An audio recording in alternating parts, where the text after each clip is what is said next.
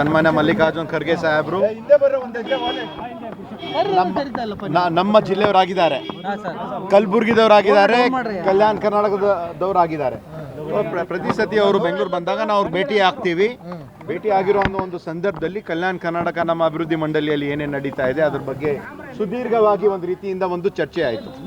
ಇವಾಗ ಸನ್ಮಾನ್ಯ ಮಲ್ಲಿಕಾರ್ಜುನ್ ಖರ್ಗೆ ಸಾಹೇಬರು AICC ಅಧ್ಯಕ್ಷರಾಗಿ ಕರ್ನಾಟಕ ರಾಜ್ಯದ ಬಗ್ಗೆ ಸಂಪೂರ್ಣವಾಗಿ ಅವ್ರಿಗೆ ಮಾಹಿತಿ ಇದೆ.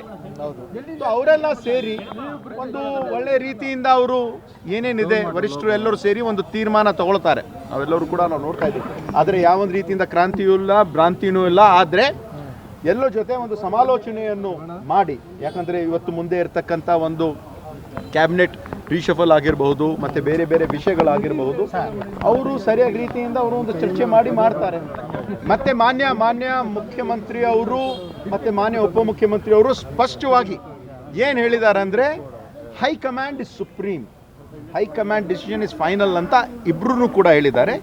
ಇವತ್ತು ಸನ್ಮಾನ್ಯ ಮಲ್ಲಿಕಾರ್ಜುನ್ ಖರ್ಗೆ ಸಾಹೇಬರು AICC ಅಧ್ಯಕ್ಷರಾಗಿ ಅವರ ಪ್ರಧಾನ ಕಾರ್ಯದರ್ಶಿಗಳಾಗಿರುವಂತಹ ಅವರು ವೇಣುಗೋಪಾಲ್ ಅವರಾಗಲಿ, ಸುರ್ಜೇವಾಲ್ ಅವರಾಗಲಿ ಅವ್ರ ಜೊತೆ ಎಲ್ಲ ಸಮಾಲೋಚನೆ ಮಾಡಿ, ಮತ್ತು ನಮ್ಮ ಪಕ್ಷದ ಮುಖಂಡರು ಏನೇನಿದ್ದಾರೆ ಮಾಡಿ ಒಂದು ರೀತಿಯಿಂದ ಸಮಾಲೋಚನೆ ಮಾಡ್ತಾರೆ. ಅವರು ಕ್ಯಾಬಿನೆಟ್ ರಿಷಫಲ್ ವಿಳಂಬ ಆಗ್ತದೆ ಅಂತ ಸರ್, ಈ ಎಲ್ಲ ಗೊಂದಲ ಮಧ್ಯೆ ಅವರು ಒಂದು ಡಿಸೈಡ್ ಮಾಡ್ತಾರೆ. ಯಾಕಂದರೆ 2.5 ವರ್ಷ ನಂತರ ಕ್ಯಾಬಿನೆಟ್ ರೀಶಫಲ್ ಮಾಡಬೇಕು ಅಂತ ಒಂದು ರೀತಿಯಿಂದ ಏನು ನಡೀತಾರೆ.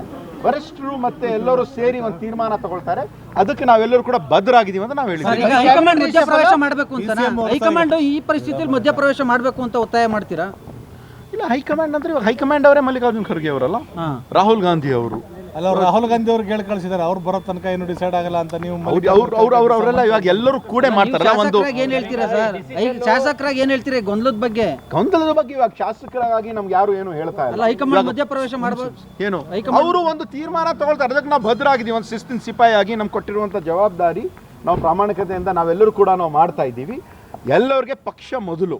ನಮ್ಮ ಕಾಂಗ್ರೆಸ್ ಪಕ್ಷ ಸದೃಢವಾಗಿ ಸುಮಾರು 137-140 ಶಾಸಕರು ಇವತ್ತು ಕಾಂಗ್ರೆಸ್ ಪಕ್ಷದಲ್ಲಿದ್ದಾರೆ. ಎಲ್ಲರೂ ಕೂಡ ಒಗ್ಗಟ್ಟಾಗಿ ನಾವು ಇದ್ದೀವಿ. ಸರ್, ಈಗ DCM ಕೆಲ ಶಾಸಕರನ್ನ ದೆಹಲಿಗೆ ಬರಬೇಕು ಅಂತ ಬುಲಾ ಮಾಡಿದ್ದಾರೆ. ನಿಮಗೆ ಏನಾದರೂ ಸಂದೇಶ ಈಗ ಆ ಥರ ನಮ್ಗೇನು ಸಂದೇಶ ಆ ಥರ ಇಲ್ಲ. ಇವಾಗ ಎಲ್ಲ ಕೆಲವು ಮಂತ್ರಿಗಳಾಗಲಿ ಶಾಸಕರುಗಳಾಗಲಿ ಅವರು ದೆಹಲಿಗೆ ಹೋಗೋದು ಸಹಜ ಇದೆ. ಯಾವಾಗಲೂ ಕೂಡ ಹೋಗ್ತಾ ಇರ್ತಾರೆ. ಆದರೆ ಈ ಸಂದರ್ಭದಲ್ಲಿ ತಾವೆಲ್ಲರೂ ಕೂಡ ಅದೆಲ್ಲ ತೋರಿಸ್ತಾ ಇದ್ರಿ, ನಾವು ಟಿವಿಯಲ್ಲಿ ನೋಡ್ತಾ ಇದ್ದೀವಿ.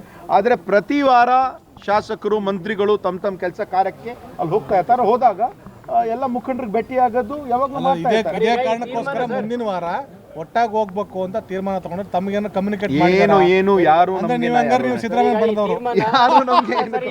ಟೀಮ್ ಆಗಿದ್ರೆ ನೀವು. ಕ್ಷಣ ಕ್ಷಣದ ಸುದ್ದಿಗಳಿಗಾಗಿ ಫ್ರೀಡಂ ಟಿವಿ ಸಬ್ಸ್ಕ್ರೈಬ್ ಮಾಡಿ, ಲೈಕ್ ಮಾಡಿ ಹಾಗೂ ಫಾಲೋ ಮಾಡಿ. ಹೊಸ ಸುದ್ದಿಗಳ ನೋಟಿಫಿಕೇಶನ್ಗಾಗಿ ಬೆಲ್ ಐಕಾನ್ ಮೇಲೆ ಕ್ಲಿಕ್ ಮಾಡಿ.